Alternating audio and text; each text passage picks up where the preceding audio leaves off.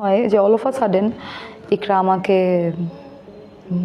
খুব অ্যাটাকিংভাবে কথাবার্তা টেক্সট করে এবং অ্যাটাকিংভাবে আমাকে কল দিয়ে খুব বাজে বাজে কথা বলা শুরু করে। এবং আমিও ওই দিন থাকে না যে এখন আমাকে যদি কেউ একটা নোংরা কথা বলে, আমি বলি যে তুমি তোমার হাজব্যান্ড, তোমার যদি এতই প্রবলেম, তুমি হাজব্যান্ডকে ধরে রাখো, তুমি আরেকটা মেয়েকে কেন তুমি নক করে আজে বাজে কথা তুমি বলতেছো।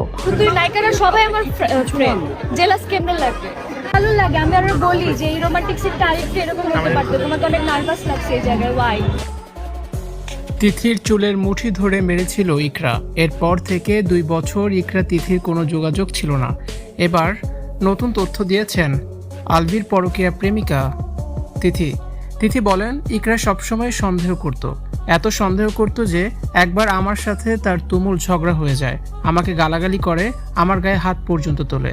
আলভির সাথে যেন আমি কাজ না করি, আমাকে অনেক হুমকি দিয়েছিল ইকরা।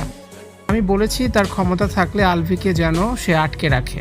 তিথির কথায় বোঝা যায় আলভির জন্য সে কতটা পাগল ছিল। তার কারণে সমস্যা হচ্ছে জেনেও আলভির পিছু সে ছাড়েনি, উল্টো আলভির সাথে বছরের পর বছর লাগাতার কাজ করে গেছে। তিথি বলেন, ইকরাকে আমি ফেসবুক থেকে ব্লক করে দিয়েছি, কিন্তু 2 বছর পর ইকরা নিজে থেকে আমাকে আবার ফ্রেন্ড রিকোয়েস্ট পাঠায়, আমার সাথে ফ্রেন্ডশিপ করে, ওর জীবনের সব কথা আমার সাথে শেয়ার করত।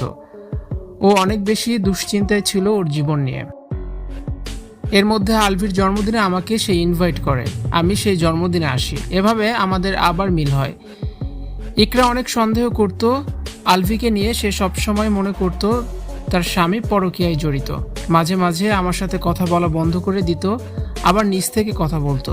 যদি আমি দোষী হতাম তাহলে সে তো আমার কাছে বারবার বন্ধুত্ব করতে আসতো না, একবারেই আমার সাথে সম্পর্ক শেষ করে দিত।